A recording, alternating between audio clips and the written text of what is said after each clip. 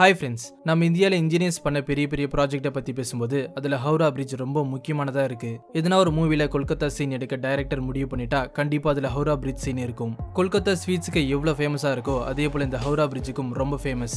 இந்த அளவுக்கு பிரபலமான ஹவுரா பிரிட்ஜை பற்றி நம்ம எல்லாருமே கண்டிப்பாக கேள்விப்பட்டிருப்போம். ஆனால் இந்த பிரிட்ஜோட வரலாறு மற்றும் இதுக்கு பின்னாடி இருக்கும் ரகசியங்களை பற்றி நிறைய பேருக்கு தெரியாது. இப்போ இருக்கிற இன்ஜினியர்ஸ் கூட இதை ஒரு அதிசயமான கட்டுமானம் அப்படின்னு தான் சொல்கிறாங்க. ஸோ இன்னைக்கு இந்த வீடியோவில் இதுவரை பலரும் கேள்விப்படாத ஹவுரா பிரிட்ஜை பற்றின சில சுவாரஸ்யமான விஷயங்களை சொல்ல போறேன். கண்டிப்பா இந்த வீடியோ செம இன்ட்ரெஸ்டிங்கா இருக்க போகுது. அதனால எங்கேயும் ஸ்கிப் பண்ணாம கடைசி வரைக்கும் பாருங்க. சரி வாங்க லேட் பண்ணாம லெட்ஸ் கெட் ஸ்டார்டட்.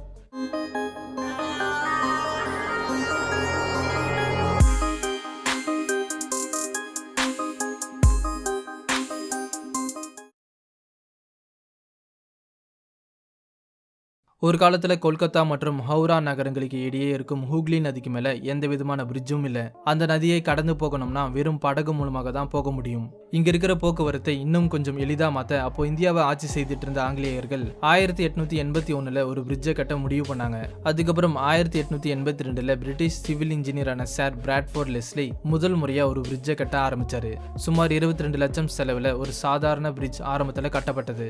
1887 திறக்கப்பட்ட அந்த பிரிட்ஜோட நீளம் சுமார் 1528 அடி மற்றும் அகலம் 62 அடி இருந்தது. அதுதான் ஜூப்ளி பிரிட்ஜ். அதுக்கப்புறம் 1905 ஹவுரா ஸ்டேஷன் ஏற்பாடு செய்யப்பட்டது. அந்த ஸ்டேஷன் வந்த பிறகு மக்களோட பயணம் இன்னும் கொஞ்சம் அதிகமானது. அதனால இந்த சாதாரண பிரிட்ஜுக்கு பதிலாக ஒரு ஃப்ளோட்டிங் பிரிட்ஜை கட்ட முடிவு பண்ணாங்க. ஆனா அந்த காலகட்டத்தில் முதலாம் உலக போர் வெடிக்க ஆரம்பிச்சது. அதனால இந்த வேலையை அவங்களால தொடங்க முடியல.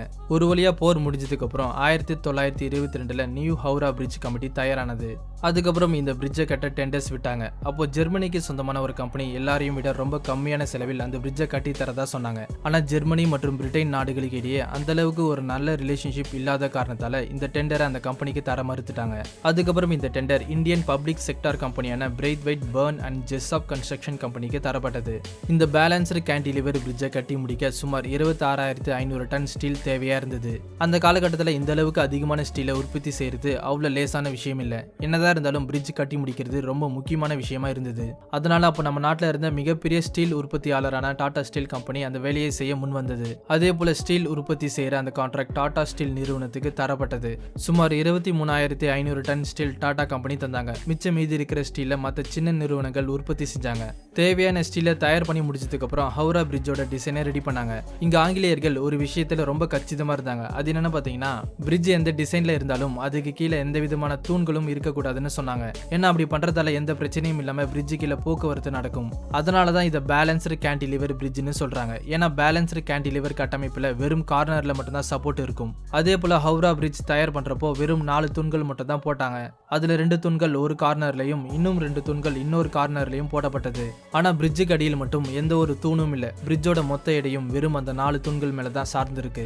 ஹவுரா பிரிட்ஜோட நீளம் 2313 அடி, அகலம் 71 அடி மற்றும் உயரம் 269 அடி. அதே போல 2 பக்கமும் இருக்கும் தூண்கள் இடையே உள்ள தூரம் 1500 அடி. உண்மையாகவே இதை ஒரு விசித்திரமான பிரிட்ஜ்னு தான் சொல்ல முடியும். ஏன்னா இந்த பிரிட்ஜுக்கு அடியில் ஒரு தூண் கூட இல்ல. ஆனாலும் இது கட்டி சுமார் 80 வருஷங்களுக்கு அப்புறம் கூட இது அப்படியே தான் இருக்கு. இங்க இருக்கிற இன்னொரு சுவாரஸ்யமான விஷயம் என்னன்னு பாத்தீங்கன்னா, இந்த பிரிட்ஜோட கட்டுமானத்தில் பயன்படுத்தப்பட்ட ஸ்டீல் பிளேட்ஸை ஜாயின் பண்ண நட்டு போல்ட்டுக்கு பதிலாக ரிவட்ஸை யூஸ் பண்ணாங்க. ரிவட்னா என்னன்னு பாத்தீங்கன்னா, இது ஒரு பர்மனன்ட் மெக்கானிக்கல் ஃபாஸ்டனர். அதாவது எதுனா 2 மெட்டல் பிளேட்ஸை நிரந்தரமா ஒன்னா சேர்த்து வைக்க பயன்படுத்தப்படும் ஒரு சின்ன மெட்டல் பின். இந்த மாதிரியான ஸ்ட்ரக்சர்ல உருவாக்கப்பட்ட பிரிட்ஜ்ல இது அந்த காலத்திலேயே 3வது நீளமான கேண்டிலிவர் பிரிட்ஜ் அப்படிங்கிற பெயர் பெற்றது. அது மட்டும் இல்ல, ஹவுரா பிரிட்ஜ் இப்போ உலகின் 6வது நீளமான கேண்டிலிவர் பிரிட்ஜா இருக்கு. இவ்வளவு அற்புதமான ஒரு பாலத்துக்கு இதுவரை இனாகிரேஷனே பண்ணல அப்படின்னு சொன்னா உங்களால நம்ப முடியுதா? இதுக்கு ஒரு முக்கிய காரணம், இந்த பாலம் கட்டி முடிக்கிற சமயத்துல, அதாவது 1942 2ஆம் உலக போர் நடந்துட்டு இருந்தது. உலகமே துன்பத்தில் இருக்கிற அந்த மாதிரியான ஒரு சிச்சுவேஷன்ல இனாகிரேஷன் பண்ணி செலிப்ரேட் பண்றது அவ்வளவு நல்ல விஷயம் இல்ல. இன்னொரு பக்கம் 2ஆம் உலக போர் சமயத்துல ஜப்பான் இந்த பிரிட்ஜை அழிக்க ரொம்ப முயற்சி பண்ணாங்க. ஆனா அவங்களோட முயற்சி எல்லாமே வீணா போனது. 1936 தொடங்கப்பட்ட இந்த பாலத்தோட கட்டுமான வேலைகள் 1942 முடிக்கப்பட்டது. அதுக்கப்புறம் நியூ ஹவுரா பிரிட்ஜ்னு பெயரிடப்பட்ட இந்த பாலத்தை 1943 மக்களோட பயன்பாட்டுக்காக திறந்தாங்க. இந்த பாலத்துக்கு ரவீந்திர சேது அப்படிங்கிற இன்னொரு பெயரும் இருக்கு. இந்த பெயர் சிறந்த பெங்காலி கவிஞரான ரவீந்திரநாத் தாகூர் ஞாபகார்த்தமா வைக்கப்பட்டது. ஆனா பொதுவா எல்லாருமே இது ஹவுரா பிரிட்ஜ்னு தான் சொல்லுவாங்க. ஒவ்வொரு நாளும் சுமார் 1 லட்சம் வாகனங்கள் மற்றும் 1,50,000 மக்கள் இந்த பிரிட்ஜை பயன்படுத்துவதா சொல்லப்படுது. ஹவுரா பிரிட்ஜை பத்தி ஒரு விசித்திரமான விஷயம் இருக்கு. அது என்னன்னா, சரியா மதியம் 12 மணிக்கு மற்றும் இரவு 12 மணிக்கு இந்த பிரிட்ஜை க்ளோஸ் பண்ணிடுவாங்க. ஏன்னா இதை தயார் பண்ண இன்ஜினியர்ஸோட கதைப்படி ஒருவேளை இந்த பிரிட்ஜ் உடைஞ்சு போனா அது கண்டிப்பா 12 மணிக்கு தான் உடையும்னு சொல்லப்படுது. ஆனா மதியம் 12 மணிக்கா இல்ல இரவு 12 மணிக்கா அப்படிங்கிற விஷயத்த அவங்க சொல்லல. அதனாலதான் அந்த 2 சமயத்துல ஹவுரா பிரிட்ஜை க்ளோஸ் பண்றாங்க. இது வெறும் ஒரு கட்டுக்கதையா இல்ல உண்மையா அப்படிங்கிற விஷயத்தை பத்தி யாராலையும் சரியா சொல்ல முடியல. என்னதான் இருந்தாலும் இந்த செயல்முறையை இப்போ கூட ஃபாலோ பண்றதா சொல்லப்படுது. அது மட்டும் இல்ல, ஹவுரா பிரிட்ஜை பத்தி இன்னொரு கதையும் இருக்கு. அது என்னன்னா, இந்த பிரிட்ஜுக்கு சம்பந்தப்பட்ட ஒரு சாவி இருக்கிறதாகவும் அதை பிரிட்டிஷ் அரசாங்கம் இதுவரைக்கும் இந்தியாவிடம் ஒப்படைக்கல அப்படிங்கிற கதையும் மக்களிடையே பேசப்படுது. அது பிரிட்ஜுக்கு சம்பந்தப்பட்ட ரொம்ப முக்கியமான ஒரு சாவி அப்படின்னு சில பேர் சொல்றாங்க. இன்னும் சில பேர் என்ன சொல்றாங்கன்னா, அந்த சாவியை வச்சுதான் இந்த பிரிட்ஜை கப்பல் போக்குவரத்துக்காக திறப்பாங்கன்னு சொல்றாங்க. ஆனா இதை பத்தின அபிஷியலா எந்த ஆதாரங்களும் இல்ல. இன்னொரு பக்கம் இது ஒரு ஸ்டேபிளான பிரிட்ஜ், அதாவது ஒரு கேட் மாதிரி ஓபன் டைப் இல்ல. அப்படி இருக்கும்போது எதுக்காக அந்த மாதிரியான கதைகள் மக்களிடையே பேசப்படுதுன்னு தெரியல. இப்போ ஹவுரா பிரிட்ஜோட நிலைமை எப்படி இருக்குன்னு பாத்தீங்கன்னா, அது மெதுவா துருப்பிடிக்கிறதா இன்ஜினியர்ஸ் சொல்றாங்க. அதுக்கான காரணத்தை சொன்னா நீங்களே சிரிப்பீங்க. இந்த பிரிட்ஜ் மேல ஒவ்வொரு நாளும் ஆயிரக்கணக்கான மக்கள் நடந்து போறாங்க. அதுல நிறைய பேர் பான் புராக் மற்றும் புகையிலேயே மென்னு அங்கேயே துப்புறாங்க. ரொம்ப காலமா இப்படி பண்றதால பாலத்தோட நிறைய இடத்துல துருப்பிடிச்சு டேமேஜ் ஆகியிருக்குன்னு இன்ஜினியர்ஸ் சொல்றாங்க. சில இடத்துல இருக்கும் மெட்டல் பிளேட்ஸ் அதிகமா டேமேஜ் ஆகியிருக்கு. பொதுமக்கள் பண்ற ஒரு சின்ன தவறால 80 வருஷங்களா அசையாம அப்படியே இருக்கும் இந்த பிரிட்ஜ் மெதுவா அழிக்கப்படுது. 2005 ஒரு பெரிய கார்கோ ஷிப் இந்த பிரிட்ஜுக்கு அடியில் போயிட்டு இருந்த சமயத்துல பிரிட்ஜுக்கு அடியில் ஸ்டக் ஆயிடுச்சு. அதனால ஹவுரா பிரிட்ஜுக்கு நிறைய இடத்துல டேமேஜ் ஆனது.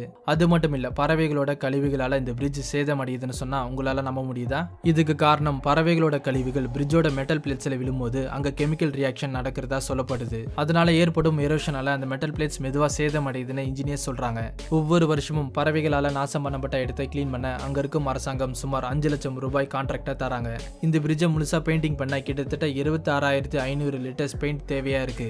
அதுக்கு மொத்தமா எவ்வளவு செலவு ஆகும்னு கேட்டீங்கன்னா சுமார் 65 லட்சம். இது கேட்கவே பயங்கர ஆச்சரியமா இருக்குல்ல.